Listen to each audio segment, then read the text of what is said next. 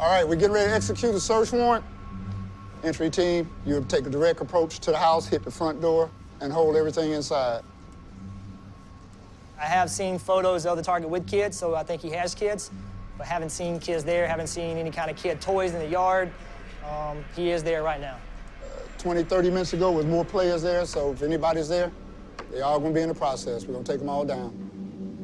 Anybody got any questions?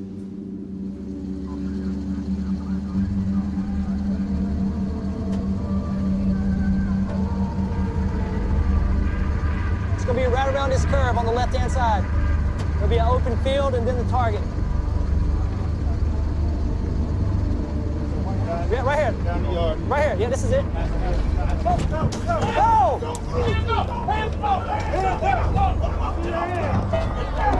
Hands up. Go!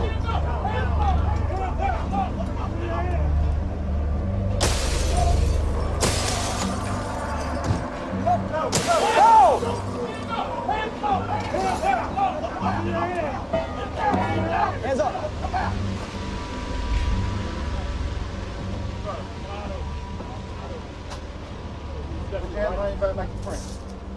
Hands together like you're praying, sir.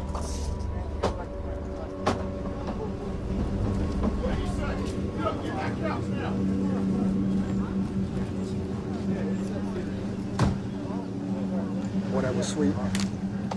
That was sweet. And it was in there so fast. It sounded like a flashbang when it.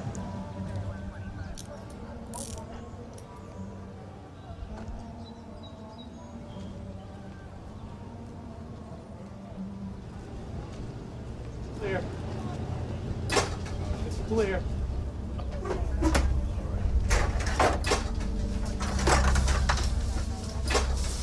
There's gotta be some drugs here. What the fuck is that weed?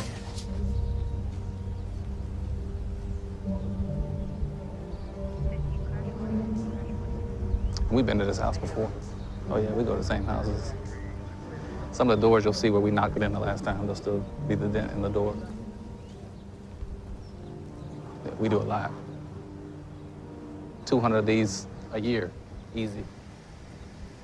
It used to be we do 3 or 4 a day. There was a book bag that was here, and it had a little bit of weed in it. It was just loose bud.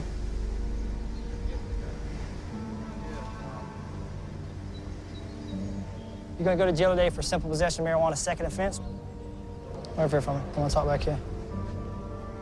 You know you had a little bit of weed inside that book bag, right? I'm not saying I never at one time said you were a bad person.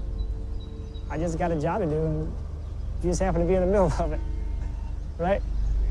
You're in school, right? Yeah, did more technical college. What are you trying to do? Building construction technology. Got a little landscape business, cutting grass. I was supposed to be going to get the lawnmower this morning. I left my ID. What are you talking about? Sir? I mean, can you do shit like that? Yeah. I mean, we gotta pay for the fucking windows like that, though, man. That's some shit there, man. You have a question for me? Yeah, I was asking, what they gonna do about the windows, man? I mean, we supposed to get the windows fixed or something else? They just blew the fucking window out, man. It's a distractionary technique. It's what they did. They felt they needed to do it. The more of the story is, don't sell drugs to the residents, or don't have people. Don't allow. I didn't actually say you were. I just said you were associated with it. Just, I could see that you would possibly have an affiliation, just from the stuff that I've seen. Right? If you were an outsider looking in, maybe, right?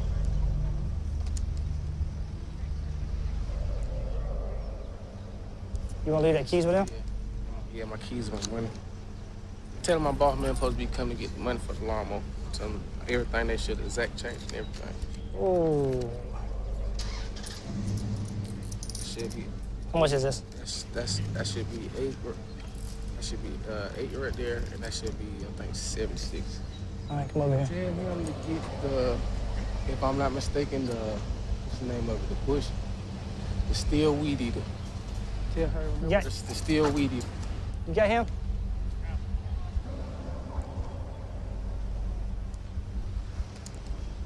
Nobody checked him. That's why I said it's like $1,000. I know. He wants me to give it to that guy, but I think we should seize it. Yeah, I think we should seize it because it's found on his person. 20, 40, 60. I'm just gonna put currency here. It's on in his pocket. Somebody else wanna count that? I'll give him the change and a lighter.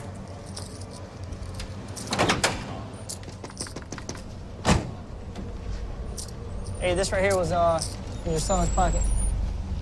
He had cash that's getting seized, but that's the remainder of the change that he had in his pocket. He had some more money that was in his pocket, but that's getting taken.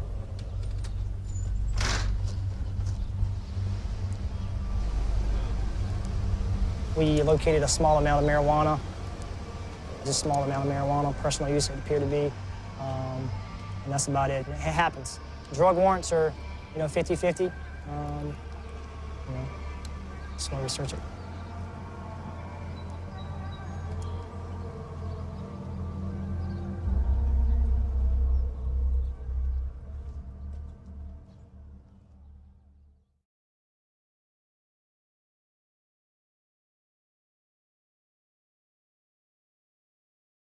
Video. Step inside a real SWAT team pot raid. See if you can tell who the bad guys are. Mansfield. Oh, if a dozen men armed with assault rifles drove up to your house, smashed out your doors and windows, ransacked your belongings, and robbed you of your hard-earned money, this story would undoubtedly be on news channels across the country.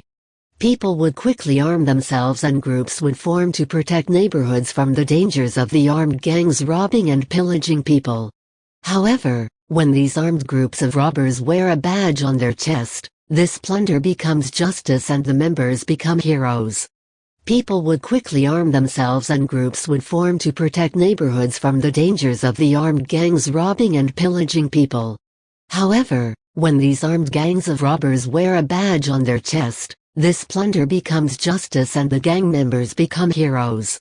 Across the country, it is estimated that SWAT teams are deployed hundreds of times, every day.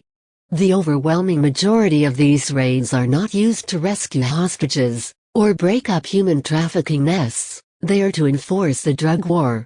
Since the 1980s, SWAT raids have increased by 2,500% from a mere 3,000 raids a year, to upwards of 80,000.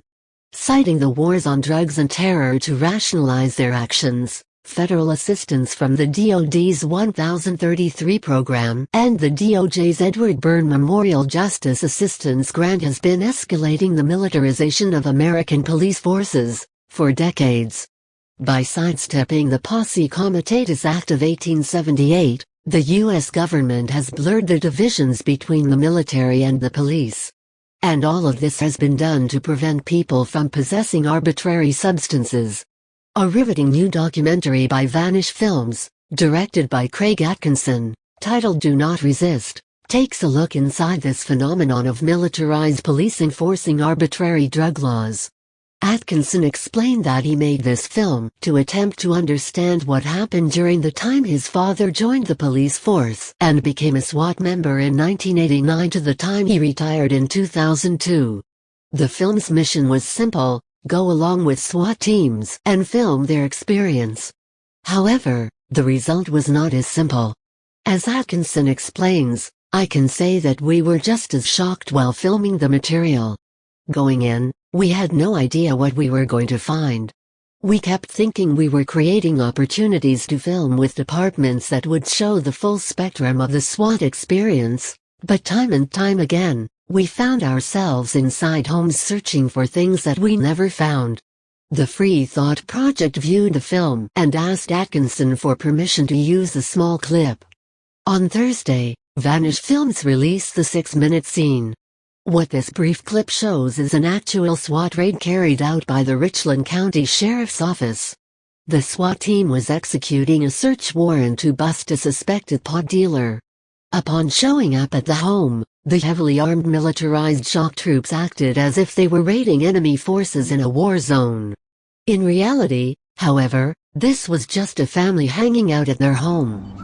But that did not matter to these officers who are trained in the art of legalized smash and grabs. As the officers move into the house, one of them randomly smashes out the windows, for no reason. As the innocent people are thrown to the ground, held at gunpoint, and placed in handcuffs, The team of cops ransacks the home, looking for something, anything, to justify their presence. The officers are getting frustrated as their fit of destruction appears to be turning up fruitless. Where the fuck is the weed? A cop is heard saying as they tear the property apart looking for a plant. Finally, they find a small amount of marijuana in a young man's backpack. There is a book bag here that has a little bit of weed in it. It was just loose bud, says the cop. Thousands of dollars in property damage, a dozen men armed to the teeth wearing thousands of dollars of taxpayer-funded gear, multiple innocent people terrorized, including women and children, and all of it is justified to seize a small bit of a plant, cash too. As the suspect, or victim rather, explains to the officers that he is not a bad guy and he was tiring to start up a lawn business to support himself as he goes to trade school, the officers callously act like he deserved what was happening to him. Meanwhile, the father who owns the home is told he is on his own in fixing the damage caused by the cops. Even though the man who had pot in his book bag did not live there, the father was told he is liable for cops smashing up his home because the man was there. Now, this poor young man, who may or may not have been selling a plant to earn money while in school, will be entered into the criminal justice system, essentially guaranteeing a future of joblessness. And, the older man will have to come up with money to repair his home. The Free Thought Project challenges you to watch the video below and attempt to justify the actions of the police. Using the argument that marijuana is illegal will not work, as legality is no measure of morality.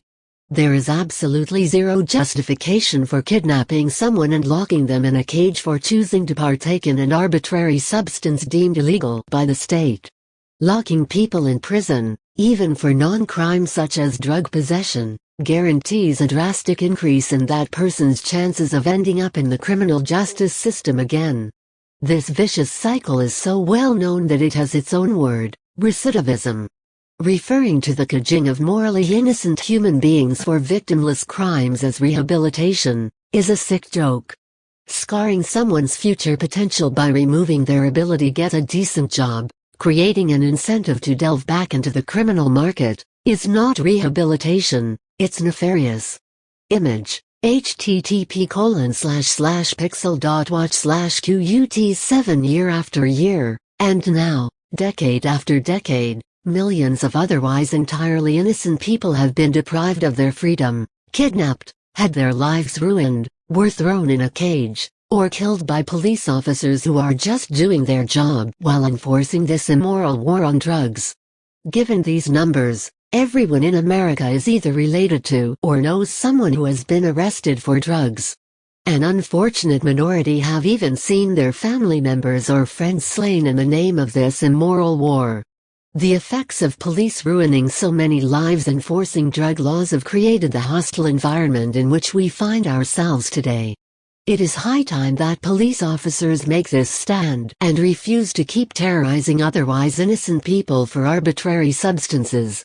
And, the good news is, that this is already happening. In May, police chiefs, sheriffs, district attorneys, and other government officials from the eastern part of Louisiana came together to make a courageous and revolutionary statement: it is time to treat addiction as a disease and not a crime. The response in Louisiana was inspired by a program in Gloucester, Mass., and was created by their chief of police, Leonard Campanello. Aptly titled, Operation Angel, Campanello's program provides addicts with the help they need instead of locking them in cages. The idea of treating an addict with compassion instead of violence is a revolutionary notion in this country. However, in other countries, such as Portugal, its effects have been realized for more than a decade. In 2001, the Portuguese government decriminalized all drugs. 15 years later, drug use, crime, and overdoses have drastically declined in Portugal, exposing the disturbing reality of prohibition. Campanello's initiative and St. Tammany Parish's adoption of it are nothing short of bombshell, especially considering the prison state that is Louisiana. It is revolutionary, and will undoubtedly lead to progress. This is how change comes, not through the barrel of a gun, but through empathy and peace. Read more at http://watch-step-inside-SWAT-team-pot-raid/number 4 office dre 4ib4.99